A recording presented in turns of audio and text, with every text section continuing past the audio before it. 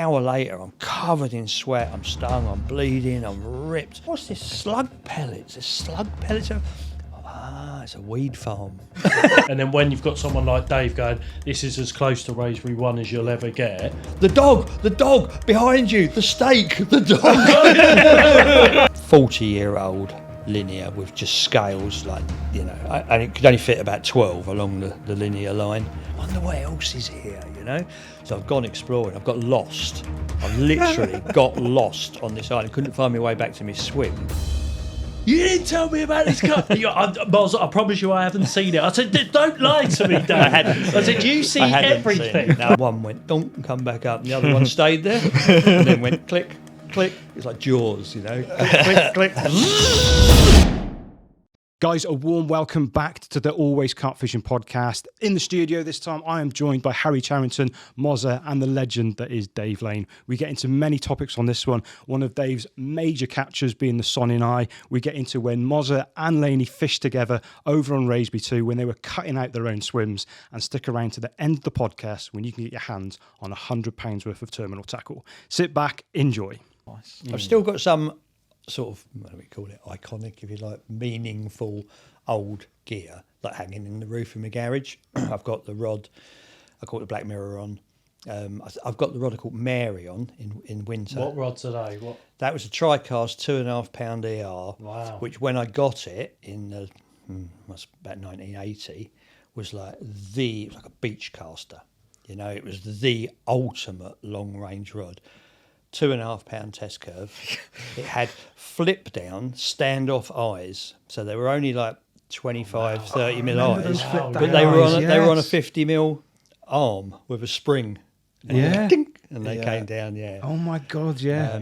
And I'd got abbreviated handles, and I'd got. Do you remember the old Fuji reel seats you used to whip on yourself, just the flat plate?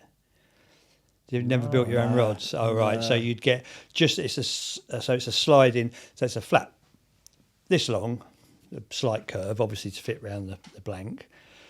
3 flat spots where you'd whip them on, and then it had a little tab, and you'd go pull it back, put your reel in, click, click, click, click, click, and then flick the tab. Oh, I do remember. No, yeah, I do remember them. Yeah. So I had my old man had them on his. So it was like a stripped down version with these. And in the end, I took off the silly fold down eyes and put some real big eyes on. I mean, there must have been like 35 mil or something, you know, which at the time were like, you know, huge. And then I camoed them all up. In the end, when I was fishing other places, I think I used them at Sonning. I definitely used them at the Mere. But yeah, when I had Mary, I'd snap the top that much off of one of them. So I got my set, because they went everywhere on Raspberry with secateurs. You know, literally, it was almost like a game. The secateurs used to make everything. Back rod rest rule was secateured out the bushes. We used to make mug trees, we called them. So you'd get a branch with loads of V's off of it and trim it all down and have it outside your brolly. And you'd have your catapult and your fishing mug and all hanging on it like a little Christmas tree. That's immense. And when I snapped the top of this rod, the line kept getting stuck around the broken bit. Yeah. So I just secateured it back to the next eye and bent that eye forwards like a tip eye, and that was it. Carried on using it. Yeah. Innovation, mate. Yeah. Love it. I like that mug stick. Yeah. Oh, the mug, that was brilliant. Yeah. But so what year did you So you caught Mary? I'm bad at years.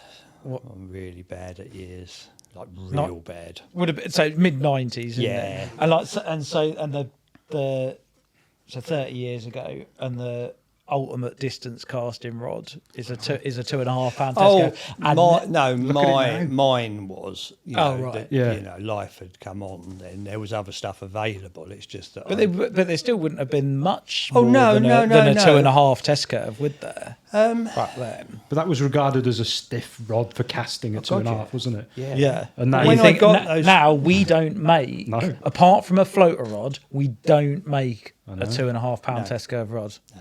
The lightest test curve rod that we make aside from a floater is a 3 pounder. Yeah. And they're like you're playing. Yeah. Rods. I did a range of rods for a mate of mine. He's going to a company called Cadence. I did a range of rods, beautiful rods. That's what I use now. I do all my fishing with them. They're lovely, lovely rods. When we first got the samples, we had a 2.5, a 2 3/4, a 3 3 1/4, 3.5. And very quickly I thought, 2.5. We're probably not going to sell them. And then I thought, get real, Laney. You're not going to sell the 2 3/4 either.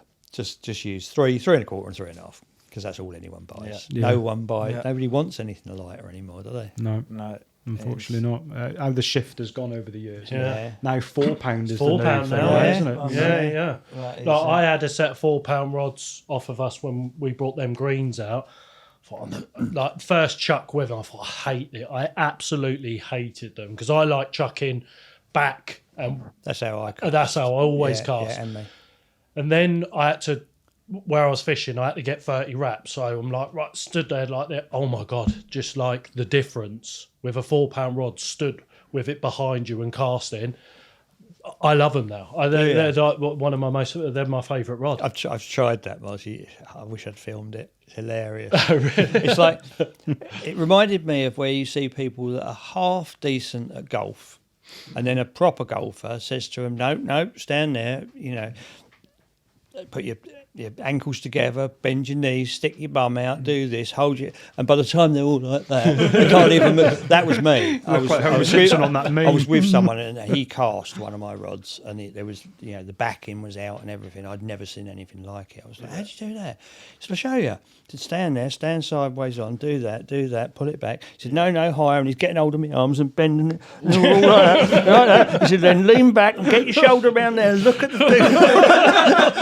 Now what? I'm going to fall over.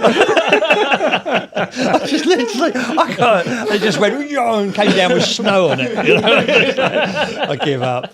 My method of casting is I swing it, I get the lead halfway down the rod in front of me, almost like I'm hiding from the lead behind the blank. Yeah. And I swing it out like that. I swing it back, and the second it gets to the sort of the apex, I just whack it. That is undoubtedly the most accurate way of casting, for sure. Like if anything that's not ultimate like distance, that's how I'm doing it, because it's sort of like that perpetual when you've got it behind you and you stood there, it naturally sort of goes and not only that, sideways, your shoulder position and everything makes a big difference to where, how badly you cast, whether it's a little bit bad or a lot bad, on that. But for some reason, when you're doing that, it's like you're aiming a dart, isn't it? Exactly. You've got your blank, you're almost swinging the lead at the spot. You're thinking, stunk, and it's bang on every time. Yeah. Interesting. Like that. Laney, there is 1,000,001 stories we could get into. Literally, my head is like flowing with all the different fish you've caught for all the different decades. And I know there's been loads of listeners now going, ask him about this, ask him about that. But I won't remember. Oh, yeah, well, I'll make it up. What I want to take it back to, because obviously we've got Mozza here as well, is taking it back to when you guys were fishing together on Raisby 2 to start with, and then into the Island Lakes. It was Raisby 2 first, wasn't it? Then it was. Island, So what drew you to that lake? What was in there that you thought, I need to go and catch that? Well, for me... What was it? Because the Carp Wars, like we did the Carp Wars thing, at the time I had nowhere to fish. And someone said, I think Dave's fishing Raisby 2 and all that. I thought, is he? I wonder what he's after in there. And then on Carp Wars, I was like... They'd fished Raisby 2, no? Yeah, you were very sheepish. I was like, right, that's where I need to go. So that's why I got my ticket. Oh, I see. Yeah. All coming out now, isn't it? He was like, fancy seeing you. So just for the benefit of the listeners who don't know about the lake, what drew you to that lake to go back to, as it was now, Raisby 2? What was in there? Right, so let's make this clear, because there's a big confusion with most people over this when you say Raisby 2. Yeah. Because Raisby 1 is 2 lakes. But it's not. It is now. Yeah. See, even I'm confused. When I fished there, let's say in the day, back, it was 1 lake, 120 acres, I think, with about 20 fish in it. North Lake and South Lake. Not 1 and 2, North Lake and South Lake. And that was Raisby 1. I've stopped hitting that microphone. Raisby 2 is the other side of the village. It's a completely separate lake, which is also made up of, what do you reckon, almost 4 sections, isn't it? It's quite a lot to it. Yeah. It's all over the place. It's beautiful. Okay. That's Raisby 2. And how big was Raisby 2 then? Oh, you're talking bigger, isn't it? 140, is it? Yeah. Is it really? Yeah. Wow. Okay. It's a monster. Yeah. And back when I fished Raisby 1, my mate Keith Jenkins' boy Vince was fishing. Well, it's a little bit late. It was when I was on the Mere, but they're all next to each other. He was fishing Raspberry 2. Raspberry 2 was always very interesting. It's a very small head of fish. Didn't grow quite as big as they did the other side of the road on Raspberry 1, which is why I probably didn't go there at the time. Anyway, roll forwards, and a mate of mine, there was no fishing. It had stopped the fishing for whatever reason. It had been taken over by RK Leisure, but there was still no fishing on it.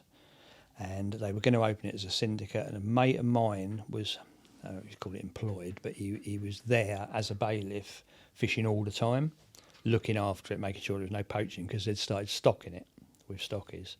And he told me what he'd seen and what he'd caught and what was left from the original stock, and I was bang up for it. And then someone that I know within RK got hold of me and said, we're starting a syndicate, small syndicate on there. It's, so much money. It weren't a lot, a couple of £100 or whatever. Would you be interested? I'm like, yes, 100%. Absolutely, 100%. Can I start today? And so I know you're bad. What year was this, would you say then? What are you thinking? Year before you went on there. 6 years ago? Yeah, I just am really before bad with just before Okay. COVID, I think. Yeah, it's just 6-7 years ago. So- something like that. Oh, it was, no, it was 18, a while 19. before COVID. I'd say it was 4 years before. We was on the island it lake that at long ago? COVID. Of course we were. So you're Yeah. talking Oh, yeah, of course 2016. that Yes, sort of time yes, then. yeah, about After 15. 2 Yeah, days and a 16. half days. yeah, let's say 15. I was roughly. Okay, roughly about when 10 I years started, ago yeah, then yeah. we're on this. Okay. So he'd said there was like this big Italian in there, and there was, a huge common, and some of these fish had been caught and some hadn't. So I went around to see Vince, that's Keith's boy, and spoke to him about, looked at his old photos and that. And sure enough, some of these fish they're talking about, there was one called the Twisted Mouth Common, and that had been seen in there and hadn't been caught since Vince and his mates caught them, which was something like 15 years previous to this. So they'd been getting away with it a long time, because it had been fished. It'd been poached and it had been lightly fished, and some bailiffs had fished it and what have you. It wasn't completely shut. And I just got really interested in it, and I went up there and had a look around, and it was absolutely beautiful. And it's a boat lake. Nice. Yeah. So I joined Syndicate and started on there and just fell in love with it. Me and F actually started on there, and it's just, what a place. You set off from this one place you launch from, like from the car park, and then you go off with all your gear and your dog or whatever in the boat, and then it's just a wilderness, and there's islands everywhere, and spits and peninsulas and little secret walkways, and it all grown over, and you could do what you wanted within reason. So you could make your own swims. Yeah, there was literally no swimming. There was no. there? On the like heaven. second morning of my first trip, I saw some fish. So I'd gone through the first section, which was called the Railway Lake, and there was like a set of connecting channels. It's very hard to describe, but there's another much bigger part of it at the back, and then the Railway Lake was still big, wasn't it? 40 acres or whatever, and then a set of connecting channels, and then some back channels and little back lakes and stuff. But in the main bit, I see this fish come out. I was like, got the bins on it. I see another one come out, and then I see another one come out, and I'm like, I'm off. So I've loaded the boat up. I've gone off through the end of the channel and out there, and I've gone straight out to where the fish were, and I parked myself, I don't know, 50, 60 yards back, and waited, and then so I got a bit closer and turned off the engine and paddled.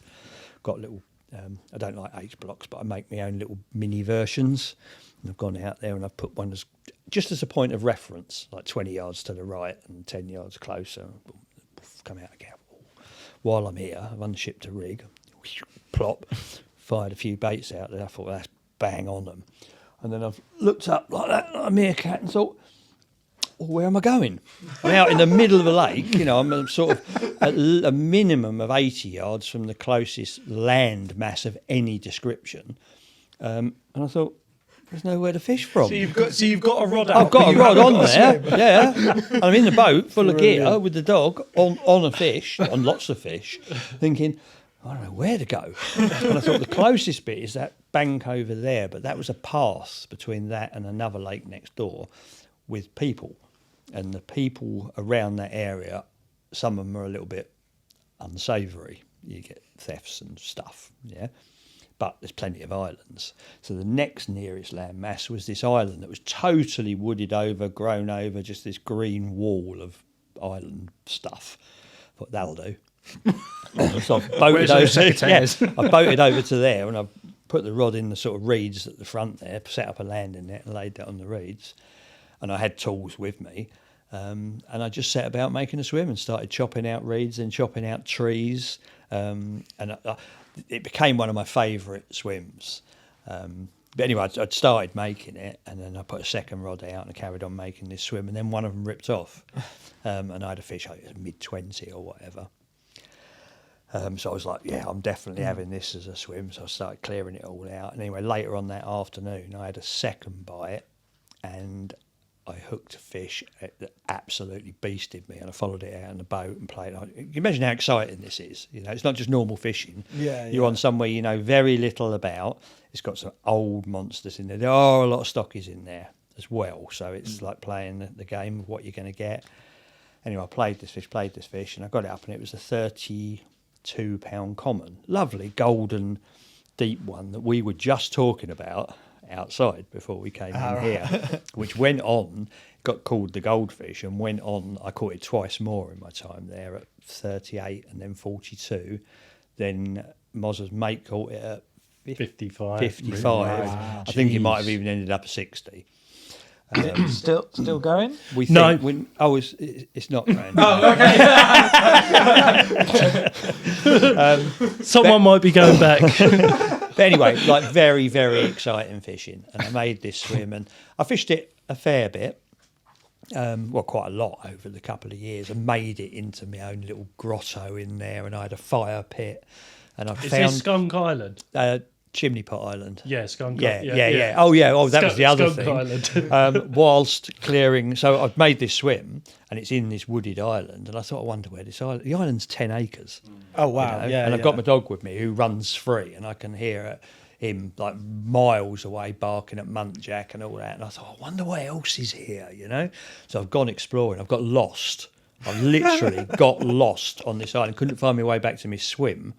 So I cut a big path through the middle of the island, or beat a path through the middle. And I thought, I need something to mark when to turn left onto that bit and when to turn, like tie a bit of cloth in the trees or whatever. And I looked over and I thought, that'll do. And there was one of those big blue gardening barrels with the black lid, water butts. Yeah, like a pheasant feeding thing, isn't it? Yeah. There's a few of them. What's all that about? So I've gone over there. I thought, that's perfect. I'll put one of them. I can't miss them. They're massive. And I've looked and I thought, why would there be 6 water butts in the middle of a 10-acre island, in the middle of nowhere, in the woods? Why is there all this hose pipe? And I followed it and it went into the lake. And I'm going, what's this? Slug pellets. There's slug pellets. It's a weed farm. Huge weed farm. A copper piping running from home. Oh, yeah. So they had all the It was abandoned. electric out there It was everywhere. abandoned. They had been collared for it, apparently, some years before. But yeah, it was the remains of this quite well-established thing. It was a real good setup, yeah. So anyway, I nicked all the drums and used them to mark the paths, and every day was just like this huge, this is a year before Moz got there, huge adventure. I had 2 different chainsaws, a couple of streamers, 6 big lead acid batteries, all dotted around on different islands. I had 2 boats, saws, not just power stuff, hand tools, cutters, loppers, secateurs, everywhere, all around. And how much time are you spending there? Oh, it was 2 to 3 nights a week. 3 nights, yeah. Normal session for me. Yeah.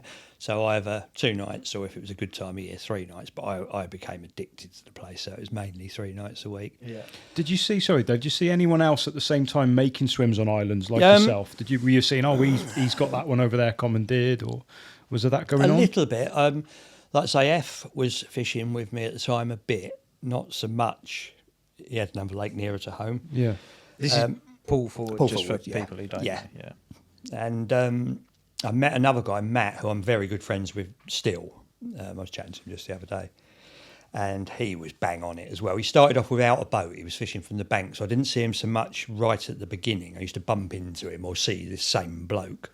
But we did become very good friends, especially when he got a boat and we started having island parties and big, But Can you imagine? It's just like a boy's own adventure. Yeah. You're on an island. It's your island. Your mate's on his island over there. You This can is do what insane. you like. In the summer when it's scorching hot, I sent my missus a picture one day of me stood there with a rake. I'd done a selfie thing with a rake in one hand, my hat on backwards and my pants. And I'd been like that for about 24 hours because it was scorching out there doing work on the lake. And there's no need to, you could be naked. You're not going to see anyone.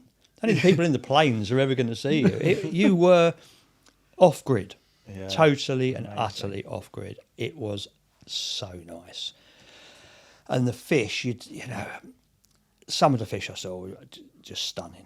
You know, there was one, I called it the red-bellied linear, and no one else saw this fish apart from me, and I'd seen it 4 times in the first year and a half, right next to the boat. 40-pound class, 40-year-old linear with just scales like, you know, and it could only fit about 12 along the linear line. Jeez. Dark red belly, brown on top, absolutely mental carp. And I kept bumping into him, and I thought, that was my obsession to catch this one. There was one called the Big Italian, which was a bit of a myth. I don't even think it was there anymore. And when I saw photos of it from years before, it was a bit of a simo, Right. a bit plain. No offence to Simos, but you know what I mean. It wasn't like a character one, but there were other fish in there. I went on to catch one called the Unknown, which we can only document talking to people like Springate and people who've been around that area for a long time. We could only document about 5 or 6 captures of it ever, and it was at least 50 years old. At least. I mean, you've seen pictures. It was special.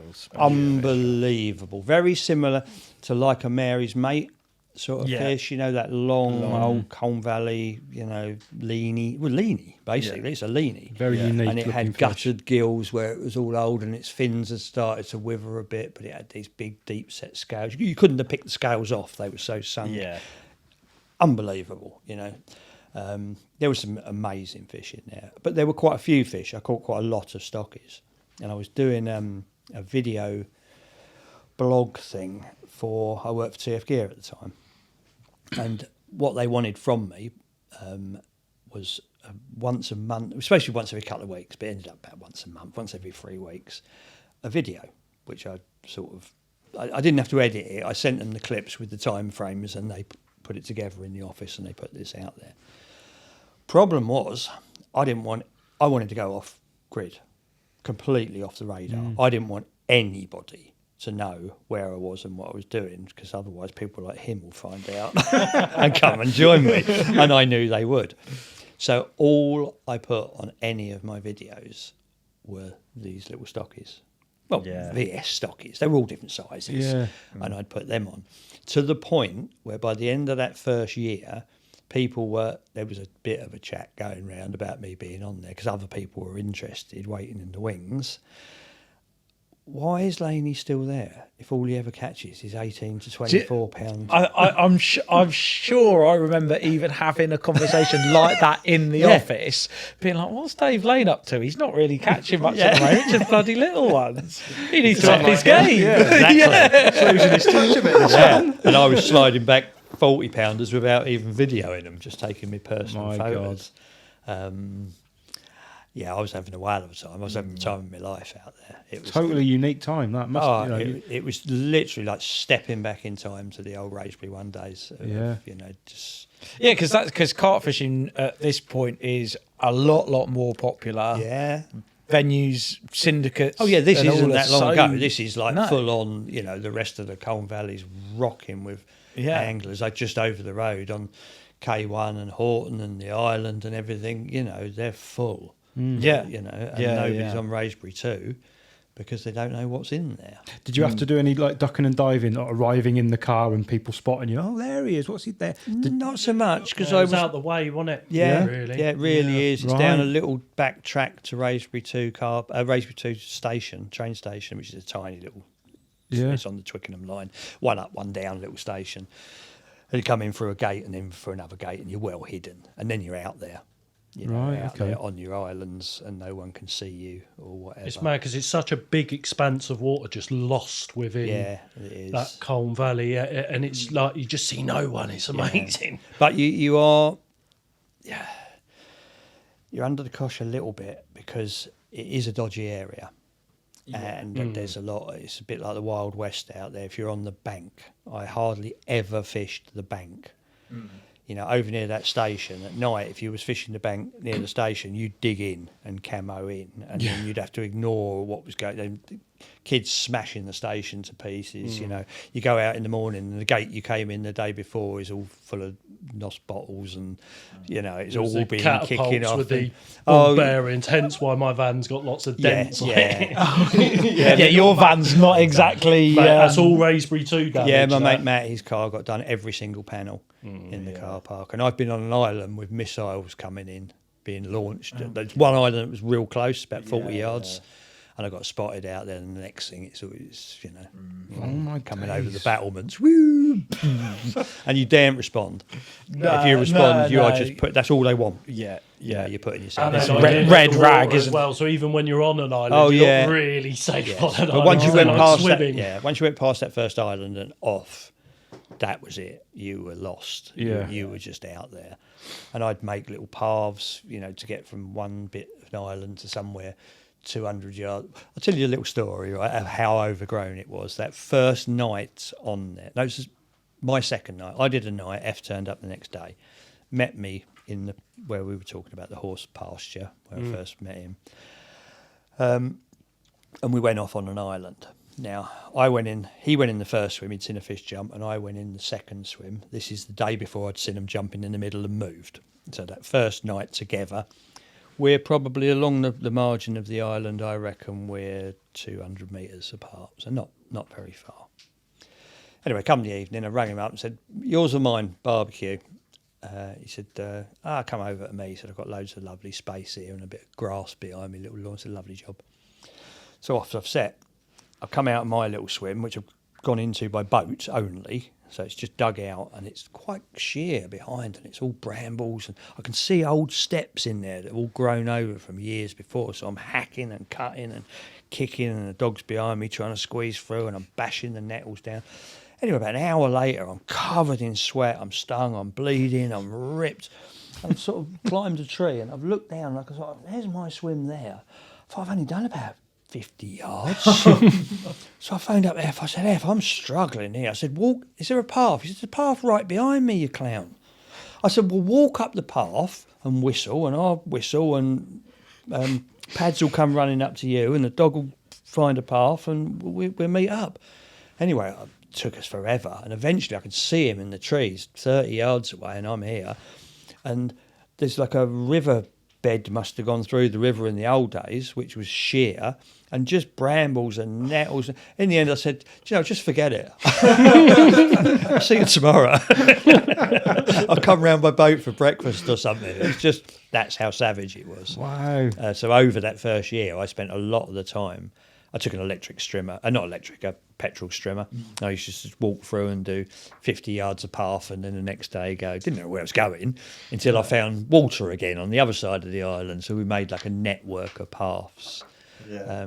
And it was still very wild when you turned up as well, wasn't it? Yeah, other than all these amazing paths that I had to walk down. That was lovely. I was there in my flip-flops and I spent a lot of time on these.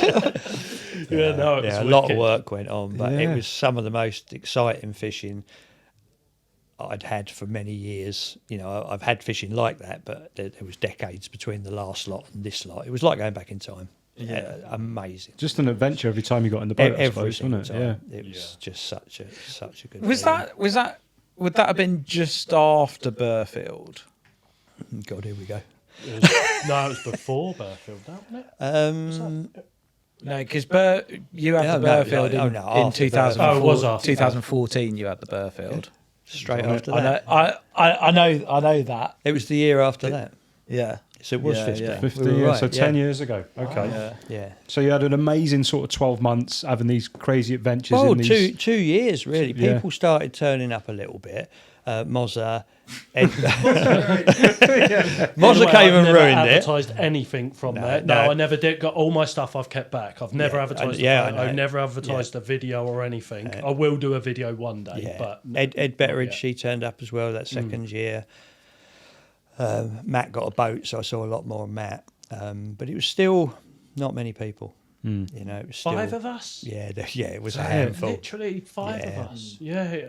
There were other people that you'd see occasionally, and then you wouldn't see them for weeks, and you'd see them occasionally. There was the odd angler who had like a swim. If he was there, he'd always go to a swim, quite often land-based swim, but nothing to get in your way really. And the fish were very, very mobile, and you'd see some amazing sights. Them wild lakes, you know, when they move just because they want to move, and they go to a place because they're happy there, and they feed there and they show there. Just all that sort of deer walks past you and looks at you like, what are you doing here? Talking of deer, Like next to them. I'm still gutted to this day about the deer, the stag. So you've got the railway lake, you've got the big lake at the back, you've got the central channels, you've got the Rusty Barge Bay, wasn't it, at the top? Yeah. And then right at the back, separating the lake next door, there's a long, thin channel with a little tiny bay they call Snag's Bay in it. But it's just a long... How wide do you reckon that is? It's an underarm flick, isn't it? You could throw a stone to the other side with a good lob. So, 20 yards. Long. 200 yards, is it that channel? Maybe more, probably more. 300 yard long channel behind this island, right? It's like its own canals. Yes, it's like a canal on the side of the whole lake complex, and it's quite a handy route in and out to a shortcut to get from one end to the other, whatever, and it's interesting. Anyway, one morning, early morning, I'm going up this channel. I'm coming from the Rusty Barge Bay down to the big end where I've made this chimney pot swim. I called it the chimney pot swim because it had a stump at the front that I couldn't dig out. I chopped the tree off and I kept tripping over it and falling in when I was getting in the boat. So on dry land somewhere, I found a chimney pot, a proper old red chimney pot, and I put it on the stump so that it was more noticeable. It's probably still there now, so I called it the chimney pots. Anyway, I'm coming down this channel in the boat. Nice and quiet. I might have even been punting, or if not, I was on like half a speed, just going, me and the dog going along, and it's like, wow, it's early morning, it's light, but there's like still a foot of mist on the top of the water, it's stuck down this channel, beautiful, with a bit of light coming in there. Sun would have been behind me, so like the sun's starting to peek through. Gorgeous, one of them photos that's just wow. If someone could have taken a photo of me on the boat in that channel with the mist all coming up round me and that, like book cover type. Like 100% book cover stuff, as would have been the photo had I took it. A few moments later, I heard this badoosh behind me, proper one, and I've spun round, and there's a stag, full set, swimming across the channel in the mist, 20 yards behind me, to get off the island where I fish onto dry land, with its sort of its front quarter out the water, big powerful thing, full set of antlers, just paddling through the mist with the light coming through the big arch of trees and 200 yards of canal behind it. And I just stood there with my gob open. I thought, oh my God, that's probably the most beautiful thing I've ever seen. Wow. And then it got out and it trotted off, and I looked down and my phone with a camera on it was right next to me on a bucket. And I thought, I just had to do that. I mean, it's not, it's there. I've got it. I've got it. But You're in the moment. If I could show you it now and you popped it up on this, everyone would go, oh my God, what a photo. But it isn't all about the photo; it's about the memory. But still, I'm still gutted that I didn't take the photo. But it was amazing. So obviously, you mentioned that linear that you saw and you never caught. Were there other ones? Yes. So there was the Twisted Mouth Common, which was last caught at £40, just 40. 15, by now 18 years previous. I used to see that all the time. There was one fallen tree, a fallen willow, and it was a very high bank. It had fallen because the bank had slid down. It was real. You were probably 15 foot above the water, looking down into this willow. And for about 4 weeks pre-spawning, the big ones, the old ones, would get in there. I've got some amazing photos in there. Amazing. I've got some wicked footage. I've got one where I've zoomed right in, and you can see Twisted's mouth. Like you could, it's not always that it. It's 1,000,000%. He's looking at me with his looks like he's whistling. And I see some of the other good ones in there. I was was catching some as well. You know, I was catching some real nice fish. Not all monsters. I had one, a linear. I called them the Zip Brothers. There was 2 linears. They were 23-ish, 24-ish. I found documented proof of, I think Pete Springate had one, or Kenny Hodge, or somebody had caught one of them, 1 pound smaller 20 years previous. You know, these are ancient old fish. And the strain of them, those old Colne Valley fish, they've got a very short, we call them like rudd face. They've got like a short drop front to the, almost like a bigger bottom lip. It's not bigger, but like they've run into a wall when they were young. Lovely little shape to the front of the face. And they both had these 2 Zip Brothers. They were very slightly different, but not long, tubular, wild male zips. So yeah, we were seeing like proper old ones. There was one big common in there that Mozza saw before me. He videoed it. He showed me the video. I've seen the video as well. Yeah, so all the while that would have been 6-7 months into the season, I believe it was. Right. And you hadn't mentioned this to Yeah. me. We'd had quite a few beers and barbecues together at this point. Yeah. And you were on holiday, so you had Right. missed that wet. And I'm like, you didn't tell me about this cup. I promise you I haven't seen it. I said, don't lie to me, Dave. I hadn't seen I said, it. you see I hadn't everything. seen it. No, I I know. And do not lie, Dave. He goes, I promise you, Moz, I haven't seen No, it. I hadn't seen You guys it. spent quite a bit of time together fishing that venue, Yeah. having social. Did you share information? Were you quite open with each other to, you know, help each other out on? I think Yes, we yeah. sort of had our... So the thing is, you Yes. sort of had your own thing on the go Yeah. there, which was not, because there was only like 5 of it, you sort of just... To be honest, I would say what I was doing and everything, because I knew if I told Moz I'm doing this, that's like me saying, Don't go you're there. not, Yeah. you know, and he would respect that. And if he said to me, look, I'm doing this, I won't. And Matt was the same. We used to avoid each other. You know, if you knew someone was working on something, you wouldn't, the lake's big enough, you can do your own thing. But equally, I doubt that any of you are calling each other up, going, "What have you had? What have you seen? How many raps?" Like, it's not. Well, you know, raps weren't a thing. but you know what I mean. Oh, You well, are- no, I think we shared. Yeah, that all side of things. Yeah, and we Yeah, all wanted. If someone definitely. caught one, we'd all want to see it. You know, it was old school. but not in the sense of like you're probably more volunteering that information than getting punished for that information. Oh yeah, it was. Yeah. Yeah, but I mean, you know, when we met up on the lake, it would be in the evening on an island next to a fire and food, and sometimes maybe even a glass of wine. Only sometimes. And then, you know, tongues get loosened. Have some more wine. Now, am I right in saying it? I'm pretty God, here we sure go. it was. No, this is not against you. This is my dog. I'm pretty sure you were doing a live video thing for Fox. Oh yeah, you used to do Facebook Lives. Around You that did a time, it would have Facebook been Live. Facebook Lives. Right. For Fox from another swim I'd made in the village. I mentioned the village bay. That's another lake on the side of it. In the village bay on that swim, and I had a barbecue going, and you'd come over to have the barbecue. There was me, you, and someone else. Might have been Matt and Padwa, my old Carp dog. Bless him, he was the best dog ever. And we would do it. And you asked me if I'd appear on Yes, it. yeah, And we yes, were I doing the remember. chatty chat, and he's got the phone like that, and I'm clowning about and having a laugh. And then some comments started coming up. The dog behind you, the steak, the dog. Off the barbecue, Pad's feeling, they're busy. He'd gone up to the barbecue while they're cooking, and he was nicking. We'd cut the steak into big fat strips. He was eating them. And all the punters are going, the dog it's behind Yes, you. Dave's got a dog. Yeah. on them live feeds, those comments turn up about 30 Yeah. seconds. Oh, yeah. He was doing it for 3 a long steaks time. deep by then. Oh, that's fantastic. What a wicked story. No, but we did have a right old laugh on there because you're off the leash. You know, it's not like normal fishing on the banks with, you know, bailiffs and other people, and everyone videos everything nowadays, and you get in trouble for doing anything, don't you? This was going back in time, off the leash, do what you like, go, do. Appreciating fishing for what it is. Absolutely. Yeah.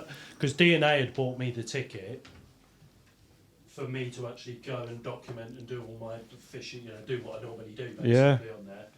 And the minute I had my first bite out of there, I thought I'm going to film everything, but I'm not going to show anyone. And that's pretty much. And you've still got it in the archives, ready to roll. I've never advertised a photo on there. I had some absolute wildies as well, but never, because it's unfinished. I feel, and I feel like I do need to go back and sort of finish the story, so I've kept everything. But I suppose you've got that, as Dave said, it was such a special time, and you wanted to keep it as a special time. That. And once it's now, I don't know if it's busy now and people are at it, you can now. Oh, it changed. Yeah. Yeah. So now you can now go.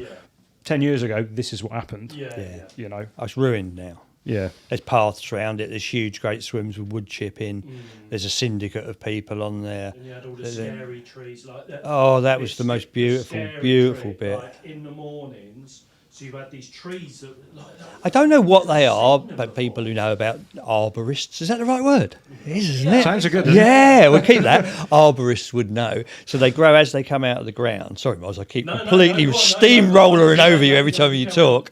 As they come out of the ground, they immediately split in different directions. You step through. They remind me of that, is it called the Wampin tree off of... is it Harry Potter? A tree that can eat you. You know, it looks like it's like a Venus flytrap, but it's a proper tree. So as it comes out, it goes out in every direction, and they're all like arms like this. But it's so heavily wooded in there. There's not a lot of foliage, is there? You can see all of these branches, and they look like they're going to eat you. A million years And we old, called it's it just the scary trees. And in the morning, when the sun hits, and it all comes through in shafts and that. just amazing. Unbelievable. Like half the time, I'd just fish in there because I liked it. Yeah. There was no fish about. I'm like, I'm setting up eggs. It looks nice. Did you boat. ever feel like They cut it all down.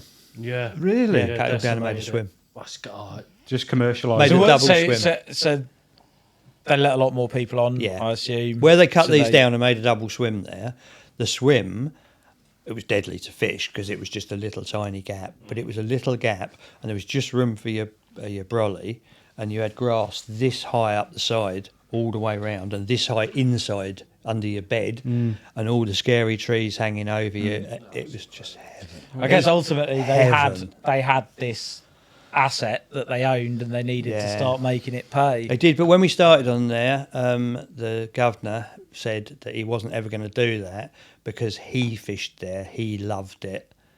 You know, he was going to leave this one natural. I understand why they don't. It's a commercial thing, you know. But yes, the difference now to what it was then, the difference between then and now, sorry. Do you think there's fishing to be had in the UK like that? Probably. Anymore? Probably. I don't know where. I'd like to. You'd like to know, yeah. I mean, to me, that is carp fishing. To me, if you can have that style of plays with a boat and not all the silly. I mean, why shouldn't you use a boat?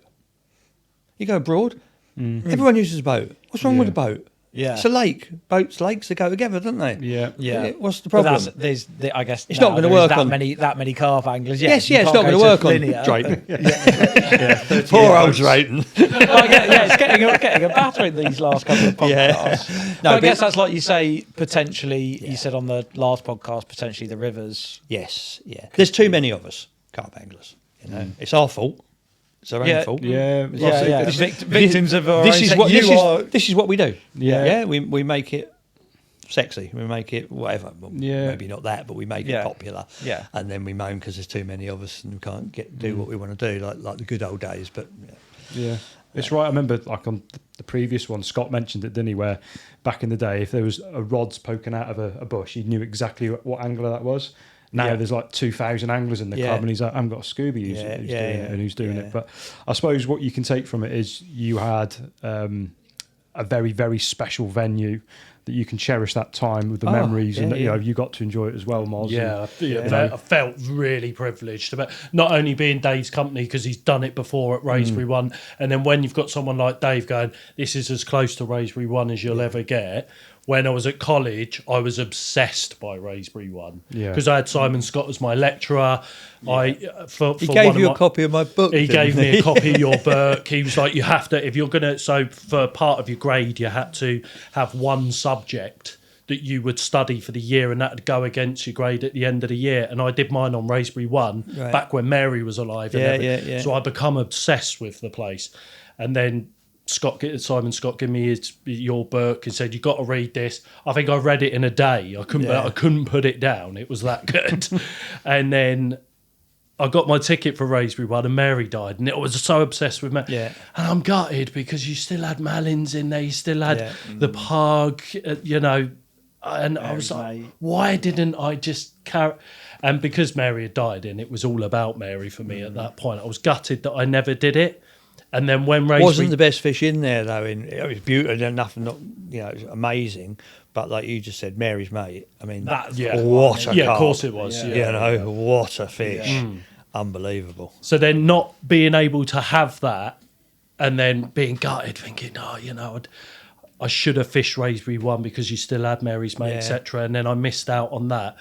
When it comes to Raspberry 2, and then you've got someone like Dave Lane going, "This is as close as I've ever had to Raspberry 1." I'm like, oh my God, I'm going to tell no one. I remember, I think my Fine Lines book had just come, a book had just come out of mine, and I got very friendly, like I say, with Matt, and I'm sure it was on his book, and I wrote in there, "The good old days are now," and signed it and gave it to him, and he was like, "What do you mean?" I said, "Oh, you'll get it."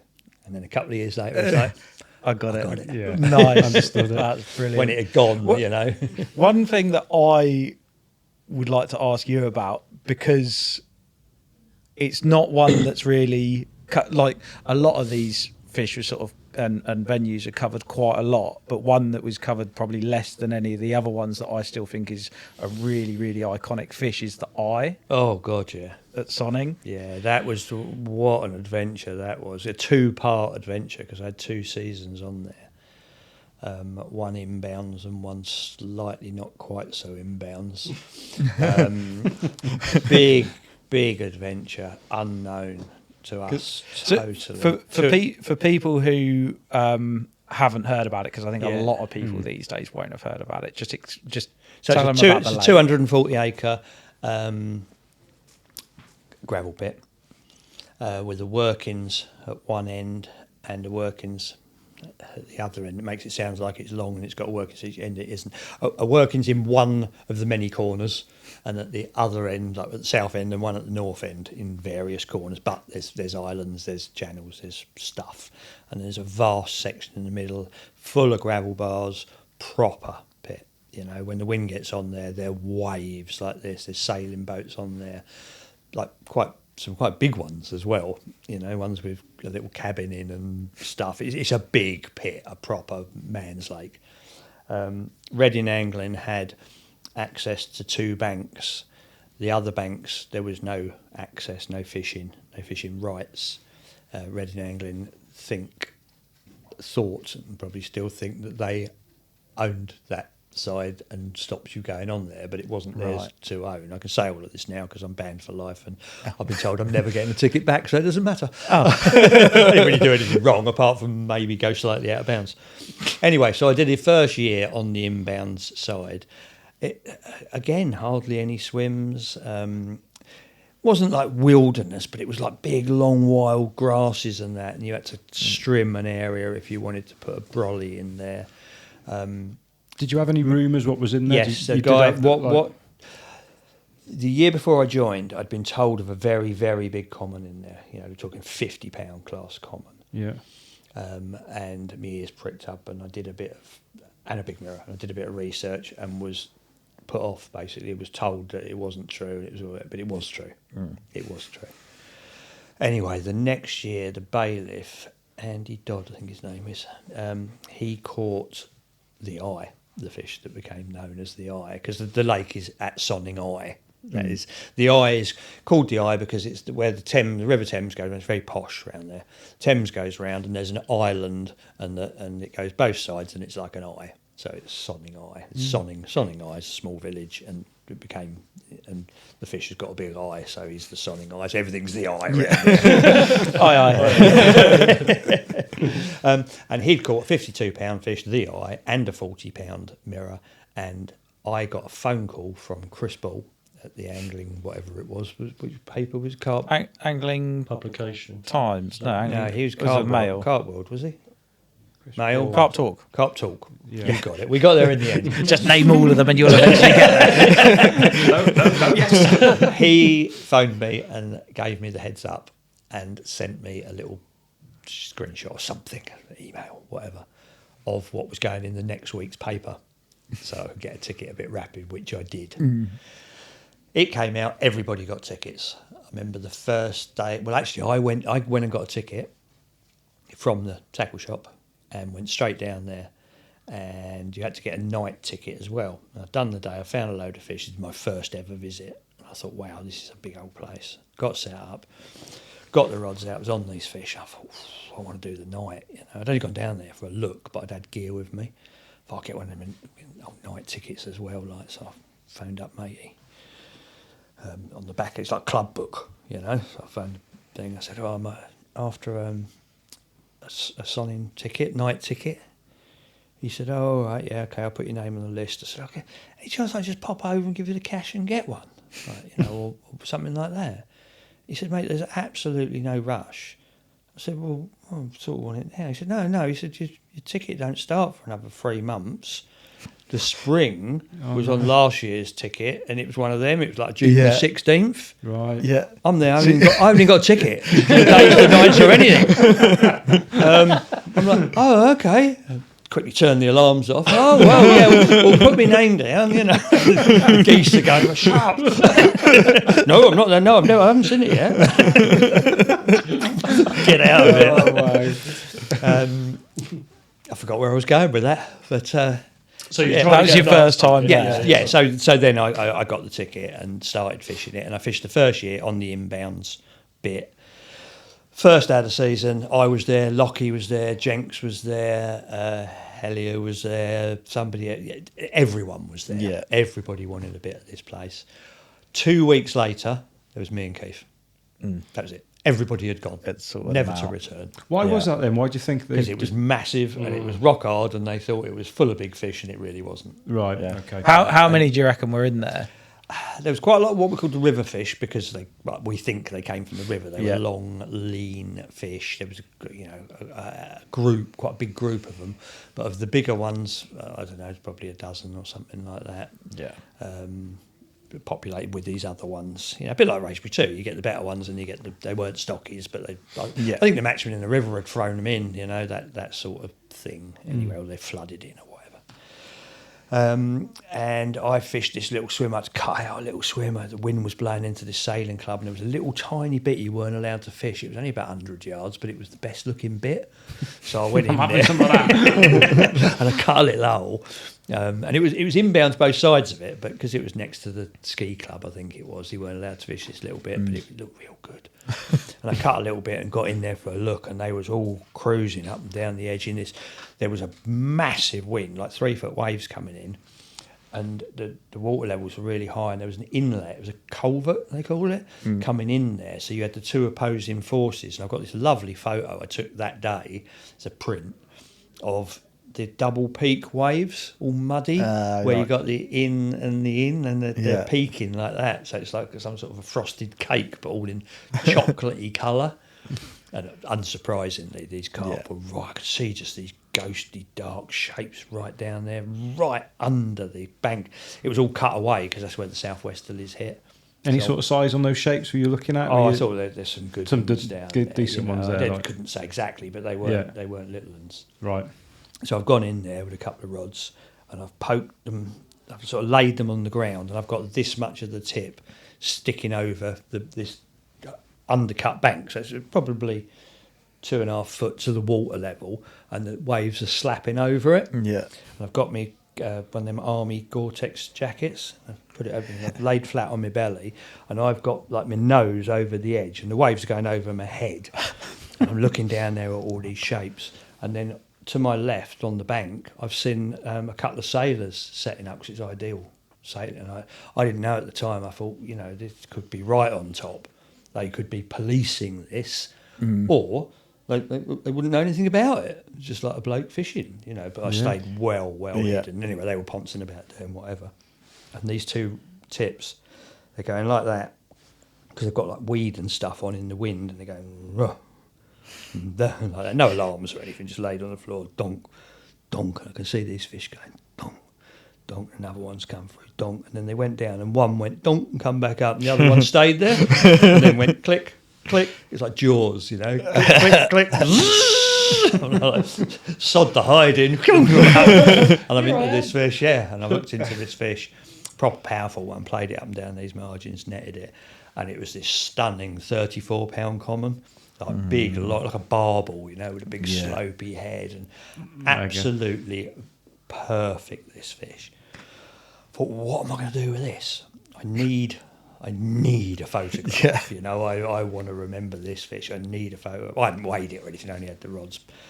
I thought, I need to know what it weighs. I need a photograph. I need everything. So I phoned my mate CP, who was round and about. He's local to there, Slough boy. And he's come along in his little red van. I've bundled the fish up in the net and wrapped my camo jacket round it. He's pulled up. He said, "Where are you, Raver?" It was David the Rave. "Where are you, Rave?" I said, "Just keep driving, I can hear you." I go, slow down. I said, "Yeah, I can see you through the bushes." I said, "There." So he's opened the back doors of the van. I've charged through the bushes with this fish wrapped up in the camo thing and jumped in the back of the van. And we're away into the inbounds. And we're like, oh yeah, lovely one. Oh wow! So yeah, it started off fun and games, but it got worse the second year because I never went over the far bank. There was a lot of other stuff involved, which I'm not going to talk about on something like this. There was a lot of stuff going on up there, to and fro, different people. There was a bit of a war of sort of ownership, and there was lots of, you know, chest puffing out and this is ours and whatever. There was people getting away with stuff that other people couldn't get away with, and there was a lot of protecting what they'd got and all of this, which was wasn't there a story about the helicopter? Oh, I'll tell you about that in a sec. That was the thing. That was in the second year. But anyway, eventually, beginning of the second year, whatever, the spring, I went over the other side. It's not just like walking around a lake. You know, you can't get there without leaving the lake and driving quite a long way out on the main road, round a different road, parking at a garden centre, jumping over a fence, running through an active workings with bulldozers and all that without being seen.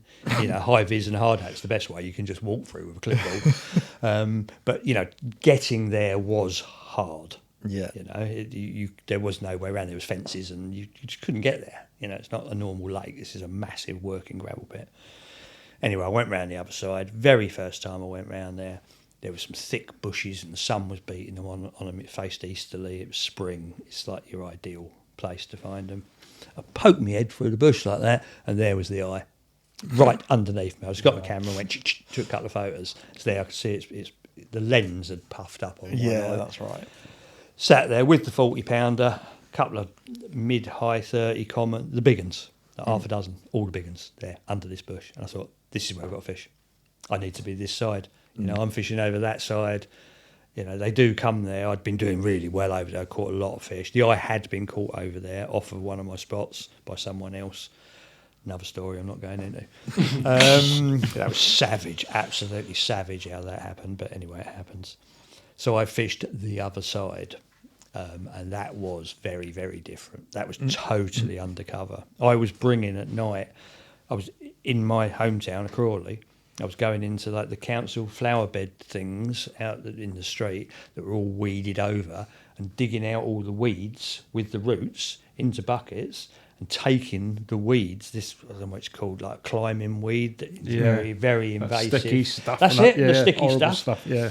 Because I'd left an old brolly there. It was an old fox one of them Evolution. An Evo, the Evos, yeah. I dug it in and made a little hidden swim, and I was planting the weeds around so that it would grow so over that it would grow it hidden for good. Fantastic. So it was, you know, a thing. It was proper on top over there, but they were over there, these big uns. I'd see them all the time over there. And yes, like Moz said with the helicopter, I'd been told there was one fella there whose brother-in-law run one of the two workings. He was a fisherman, is a fisherman.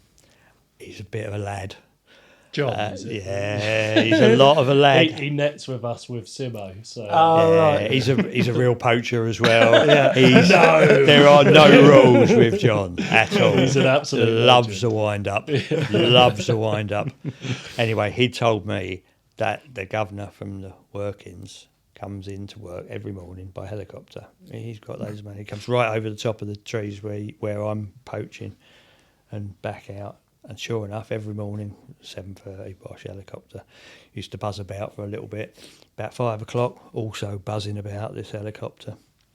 I'm hiding from it. If I'm round there doing stuff, I'm diving in a bush and I'm hiding for half an hour until the helicopters.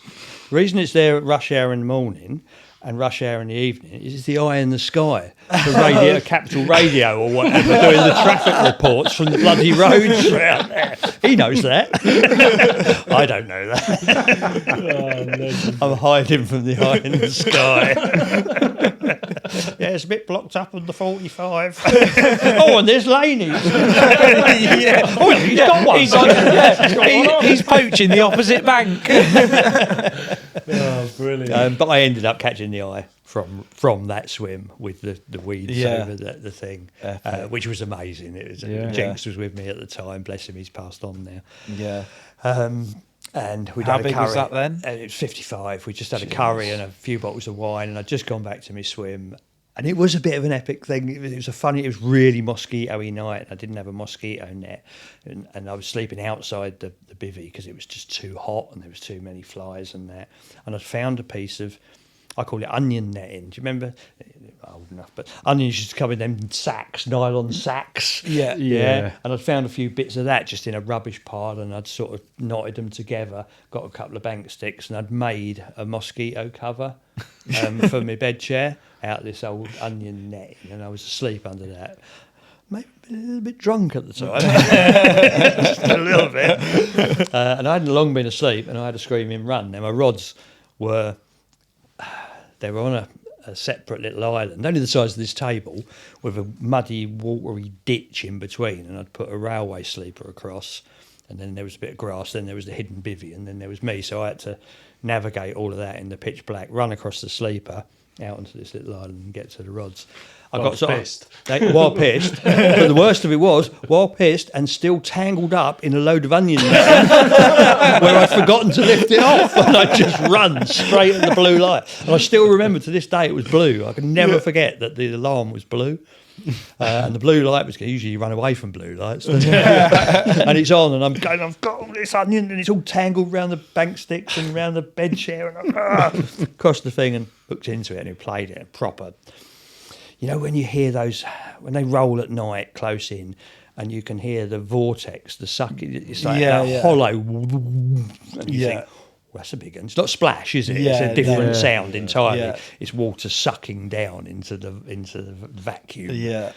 And it was doing all that in the margins. Anyway, I've netted it, and I thought, I can't see anything. I left my head torch hanging on one of my mug trees back there, and I've stuck my hand in to get a feel, and I poked it straight in the swollen lens of its eye. It was a good job it didn't pop. And literally it went, oh, I know what that is.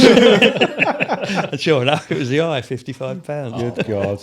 That's amazing. It's like, because that fish, like I said, there's not that many photos of it, and it's not a particularly good-looking fish at all. It's totally the opposite. But it's an absolute munter. But there's something about it. It's a rhino. It's just so iconic. Its skin, you can see. You know, if you've ever looked at your own skin under a microscope for some reason, or you've got a magnifying glass, you see the squares, don't you? And if you look at a picture of a rhinoceros, you can see them without a microscope. Them squares with the crevices. That's what its skin was like. It was like a rhino skin. Yeah. You could see all the deep creases in it and all the veins, and it's Jurassic. Yeah, and it was one of a kind. There was nothing else like it in the lake. Yeah, God knows where it come from or what it was. In a monstrous lake. In a monstrous lake, it was completely unique. I mean, I went recently. I went this winter. God knows why I went in the winter. I just wanted to have a look at it. You can't even see the other side anymore. I went a little while ago. And I joined online. Thought I could get away with it. I went to fish, did a night with my mate up there. When I got home, there was an email. The money is back in your bank. Don't ever come back to our lake again. We haven't forgotten. Okay. But yeah, it's monster. You can't even see the other side. Can it? It's it's much bigger now. Now. Oh, because it was working, wasn't it? At the time? What they done? I nearly had his name straight away there. That would have been impressive. The rowing geezer from the Olympics lives there. Lives around that area. Yeah. Chris. Is it? Anyway, guy that was the Olympic rowing. It's not Steve Redgrave, is it? He's the rower, isn't he? He is, isn't it? Steve Redgrave's the one who's like won the most. Oh, then maybe it was him. Yeah. Anyway, whatever. Got a grant from the lottery grant to turn it into an Olympic rowing course. Right. So they removed the middle island. We're talking big island. Took it away, and then built a bund from the very far end. We used to call the Kit Kats. So, whatever, 3/4 of a mile or something, right up the middle of the lake. Oh, wow. And then you could go up one side in the water, round it, and down the other side, and people could be up and down there cheering and clapping and whatever. Now, the story goes, how true this is, I don't know, but they did it all. It's a lot of work. Imagine infilling all that, a massive lake like that, and removing islands and everything. And it was all done and finished, and apparently the straight run was something like 50 metres too short, so I was told. So it didn't qualify as an Olympic course anyway. Oh, wow. So it's all for nothing. So I've been told. And I've never seen any rowing, and my mate's not seen them doing it on there. So it sounds like it's when possible. I went in the winter, there was someone rowing. Was there? A single person. There is a rowing club and that there, but it was supposed to be the big thing. thing. In his canoe. Was it, I guess, for London 2012? I don't know. It's not my world, so I don't really know. But that was what I was told anyway, that all this money had been pumped into it, and it wasn't quite right or big enough. So it was that's insane. Useless. Yeah. But again, like you say, mate, such an iconic capture, an iconic fish, and one of many that you've caught, Dave. And I could sit here and I want to talk about the Burfield, I want to talk about the Black Mirror, and we could literally be here all week. But unfortunately, we are running out of time again, guys. On this podcast. Already? I haven't even started. We got to get you back in with Chili as well. That would be brilliant. Yeah, we'd love to have you back with Chili and with Moz again, and talk about yesteryear with Chili, and if you can come back soon. Me and Chili, that could be amusing. Yeah, I think that'd be brilliant. It would be we have had some. I mean, he doesn't drink now, does he, Chili? No. But when back in the day when we used to drink copious amounts of red wine on the bank in the winter together at places like Horton and on the winter social, we used to go around the country and just like Linear and places like that. Oh God, we've had some nights you're never going to hear about. Well, hopefully we'll get into that on those podcasts when you're back with us, mate. we might do. But yeah, other than that, hopefully one day, someday, Mozza might release the archives of Raspberry 2 and all those times. Maybe one day. We see if we can twist his arm. I've done quite a lot of films on it since. There you go. So we can amalgamate the two to one big amazing film. That'd be pretty cool, on my Patreon channel. Right. Yeah. Get on Dave's channel if you want to. I have done the whole. Actually, after I'd finished doing my book reading things, that was the next thing I'd done. I'd done the I can't remember what it's called, Raspberry 2, the full story or whatever. Yeah. That would be such a good watch. It's all there. There's hours and hours of it. Sort me out with a code. Matrix rates and all that. It's a £5. So before I bring this to a close, competition time now, guys. If you want to get your hands on £50 worth of Fox Edge's terminal tackle, we'd like a comment from you. £100. We're going to up it. Yeah. We're upping it to 100. We used to do £100 for Fish of the Month, and then it was 50 for. No, we're upping it to 100 now. H is feeling generous. So to get your hands on £100 worth of Fox Edge's terminal tackle, in the comments on YouTube, I want you to list your favourite capture from Dave Lane and the reason why as well. So I know there's plenty to go at, so give us your reasons why and the actual fish, and then we'll draw the winner on the next podcast. Yeah, ideal.